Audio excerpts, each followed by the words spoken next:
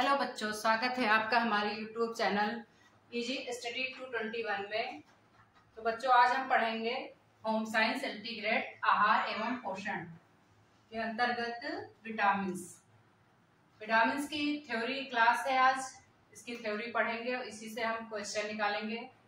तो सबसे पहले हम जानेंगे कि विटामिन्स है क्या। विटामिन्स जो है हमारे शरीर के लिए अति उपयोगी है। अगर विटामिन्स नहीं होती तो हमारे शरीर में विटामिन्स की कमी के कारण बहुत से ऐसे रोग हैं जो विटामिन्स की कमी के कारण हो जाते हैं। इसीलिए हमारे लिए विटामिन्स उपयोगी है। तो बच्चों, विटामिन्स दो प्रकार की होती है। एक तो जो वसा में घुलनशील होती है और एक जो वो पानी में घुलनशील होती है। तो आइए जानते हैं कौन सी वसा में घुलनशील होती है और कौन सी विटामिन्स पानी में घुलनशील होती है। तो जो पहली विटामिन्स है उसका नाम है, मतलब वसा में घुलनशील पहले पढ़ते हैं। वसा में घुलनशील विटामिन्स को कहते हैं विटामिन्स ए और कैरोटीन। दूसरी है विटामिन्स D2, D3, विटामिन्स ई, विटामिन्स के। ये सब वसा में घुलनशील विटामिन्स हैं। ये वसा में मतलब घुल जाती हैं। वसा में घुल के ये धीरे धीरे जो है ब्लड में, रक्त में मिल जाती हैं। उसी प्रकार है जल में घुलनशील विटामिन्स। कुछ विटामिन्स ऐसी हैं जो जल में घुलनशील होती हैं, जैसे कि है विटामिन्स बी कॉम्प्लेक्स है, ये जल में घुलनशील है। उसी प्रकार है विटामिन B2 थायमीन जो है, ये भी जल में घुलनशील विटामिन्स है। और तीसरी है राइबोफ्लेविन, ये भी जो है जल में घुलनशील विटामिन्स है। फिर है निकोटिनिक एसिड, ये भी जल में घुलनशील है। पाइरिडाइक्सिन, विटामिन B6, ये भी जो है जल में घुलनशील है। और उसी प्रकार है पेंटोथेनिक एसिड, ये भी जो है जल में घुलनशील विटामिन्स है। अगली आपकी 6 नंबर है जो छूट गई है, फॉलिक।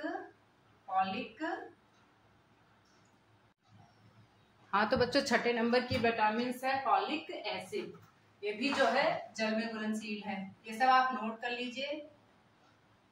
फॉलिक एसिड, ये सब आप नोट कर लीजिए जो जल में घुलनशील है, जो विटामिन्स में जो वसा में घुलनशील है।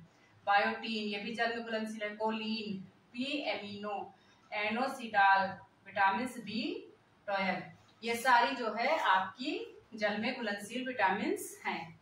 तो आप चाहें बच्चों तो इसको नोट कर लीजिए।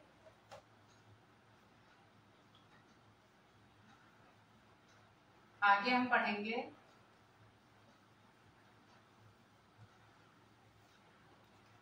इसके आगे हम जैसे पढ़ेंगे कि बेटा, आप अभी तक हमने जाना कि विटामिन दो, मतलब जो वर्गीकरण था उसका दो प्रकार से था, एक वसा में घुलनशील, एक जल में घुलनशील। अब हम आगे पढ़ेंगे विटामिन ए। जो विटामिन ए है वो कहाँ पे पाया जाता है।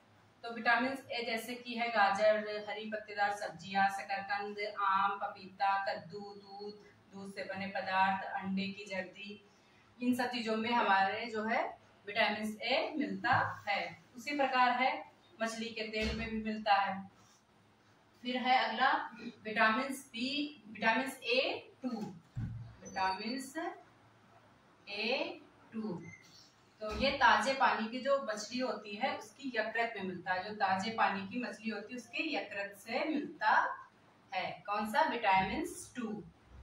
पता है जो इसी से आपके क्वेश्चन बनते हैं, जैसे कि कौन सा विटामिन है जो मछली के यकृत से मिलता है, तो आप कहोगे विटामिन A2। और विटामिन ए और विटामिन 2 में यही फर्क होता है कि विटामिन ए जो है विटामिन ए की तुलना में विटामिन 2, इसमें बीटा आयोडीन की श्रृंखला दोगुनी मिलती है, इसीलिए इन दोनों में फर्क होता है। विटामिन ए का जो है शरीर क्रियात्मक कार्य, अब इसका जो है शरीर में क्या क्रियात्मक कार्य है, मतलब विटामिन जो है ए का शरीर में क्रियात्मक कार्य, क्रियात्मक मतलब कौन से कार्य शरीर में करता है, इसका क्या कार्य है मतलब शरीर में।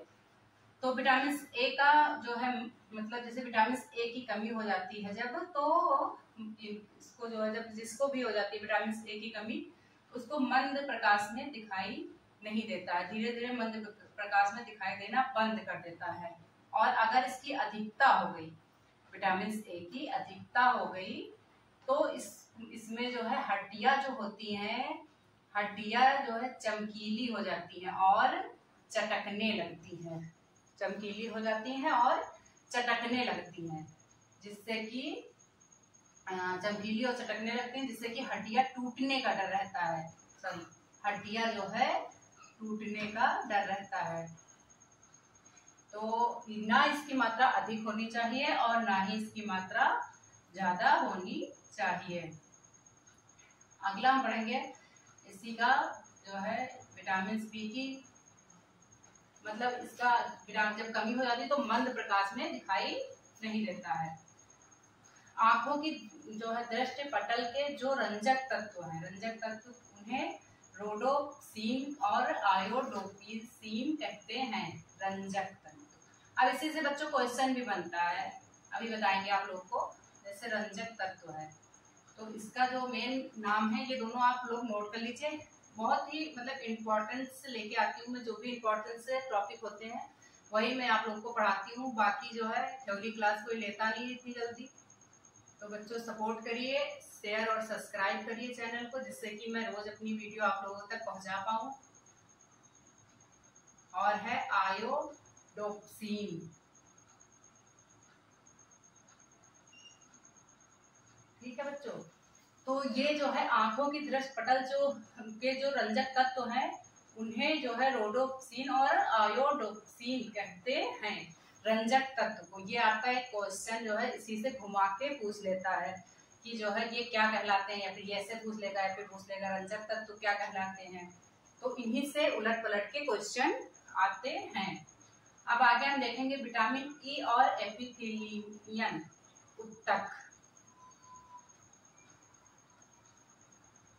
विटामिन ए और एपिथेलियन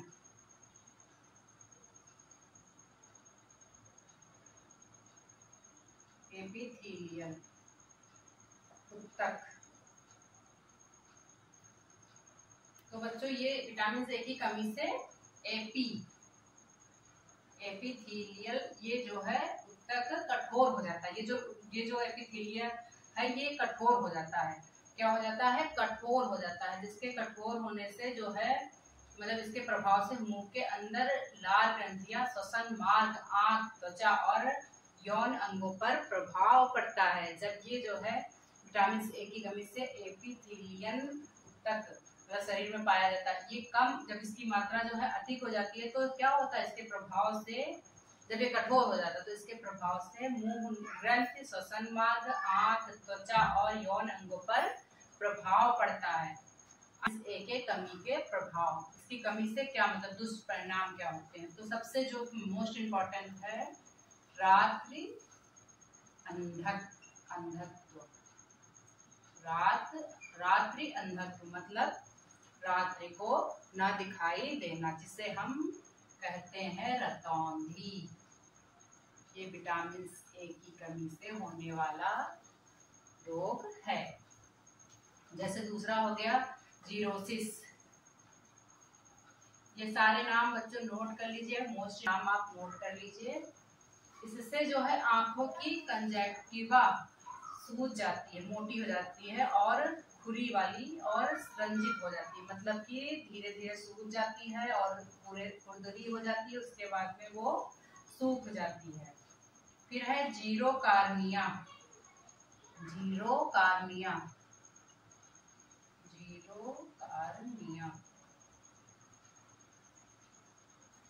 नहीं सॉरी ये नहीं है, जीरोसिस है, एक मिनट, जीरोसिस कार्निया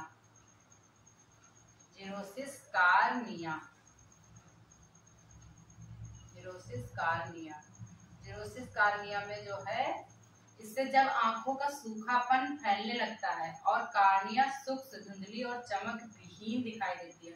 मतलब जब ये रोग होता है तो जो कार्निया आंखों की होती है उससे जो है धुंधला दिखने लगता है और वह जो है चमक विहीन हो जाती है, मतलब उसमें चमक नहीं रह जाती है। तो इसी प्रकार बच्चों इस सब चीजों से क्वेश्चन बनेंगे। आप लोग चाहें तो हम क्वेश्चन आंसर भी आप लोग के लिए ला सकते हैं। आज के लिए इतना ही, बाकी कल पढ़ाएंगे बच्चों। क्लास अच्छी लगी हो तो सब्सक्राइब, लाइक, शेयर करिए। धन्यवाद।